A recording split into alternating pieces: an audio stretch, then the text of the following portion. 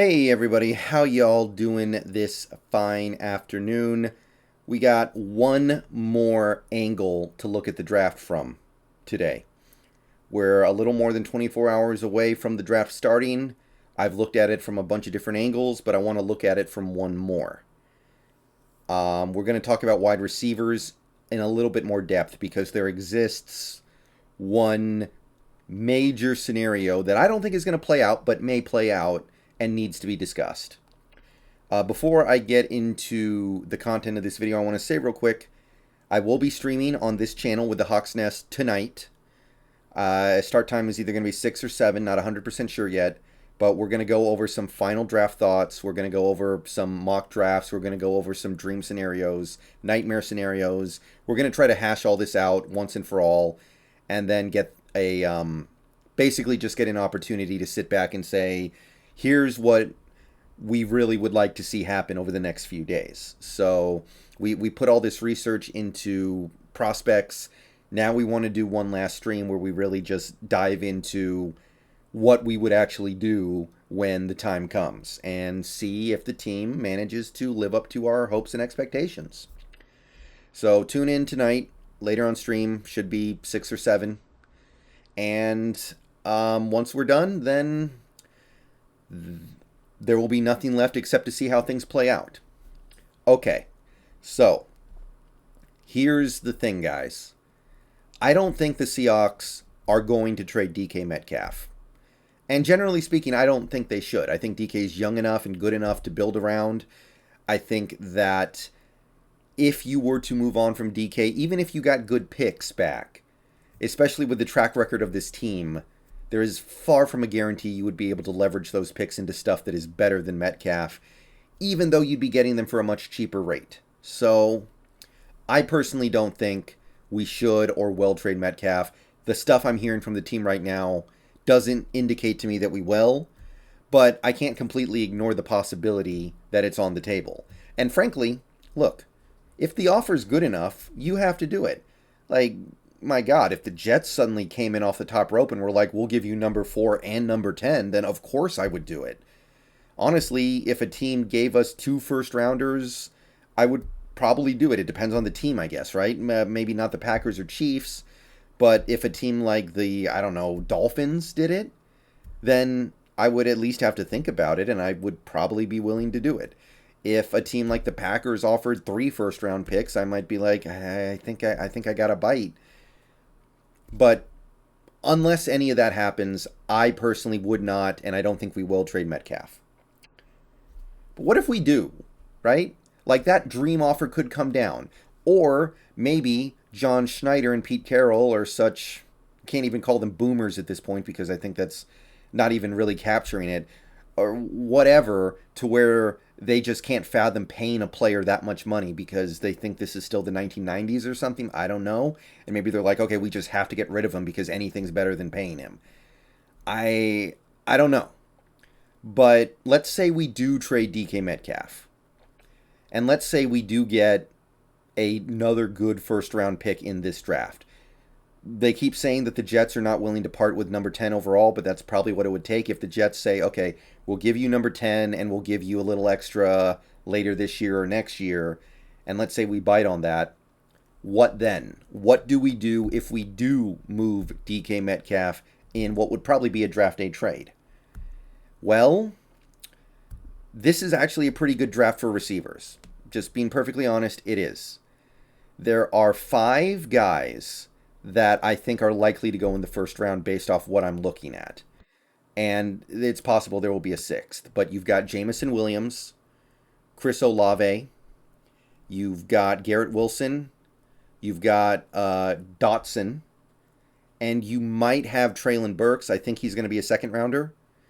And then you have this guy. And I want to talk about this guy because to me, if you trade DK Metcalf and you get maybe the 10th overall pick from the Jets, or maybe you even do a little better than that. Maybe you trade him to the Falcons because the Falcons are receiver hungry right now because they've lost everything at that position, basically. Whatever.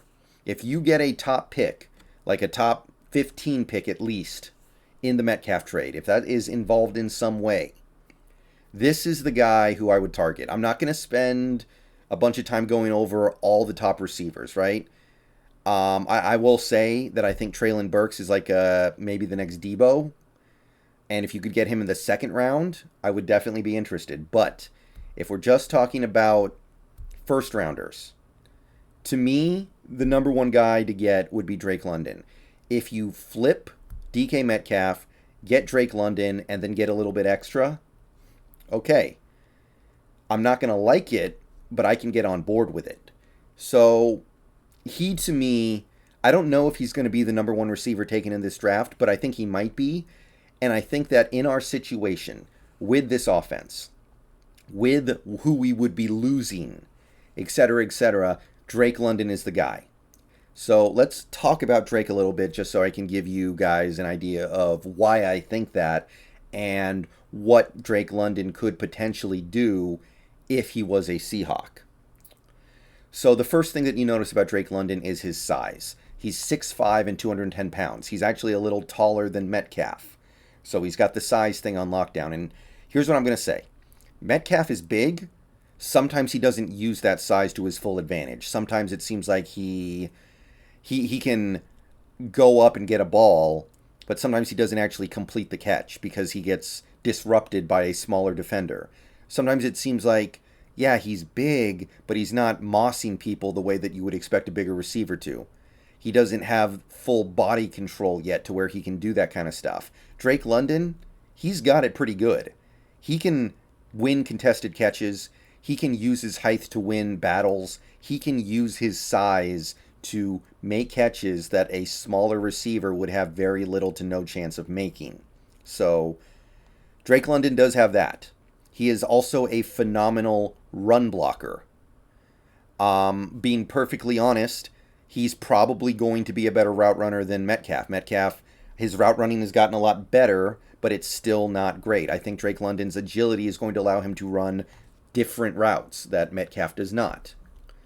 Now, where London loses you a little bit is, number one, he doesn't have Metcalf's speed.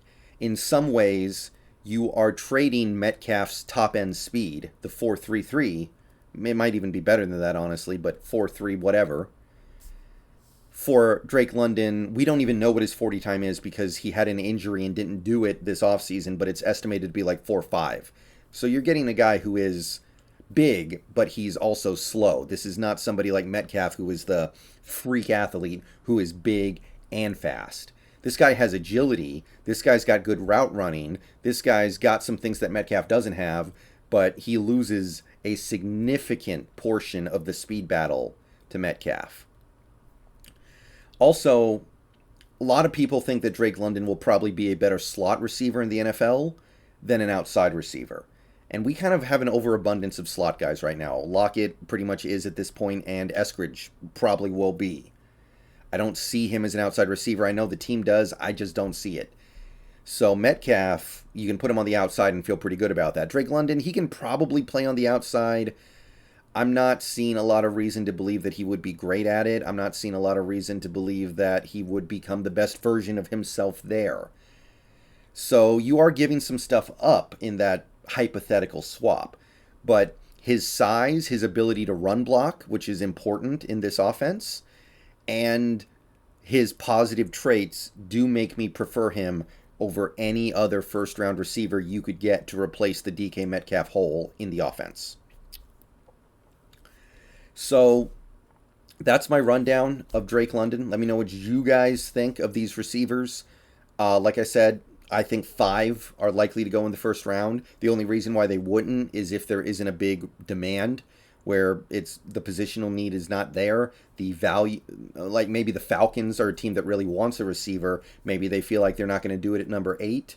There are going to be guys in the second round as well that you can get, by the way. This is a good receiver draft. Christian Watson's a second round pick. Sky Moore is going to be a second round pick in all likelihood. So I don't know if they all will, but to me, those 5 guys are all worthy of being first rounders.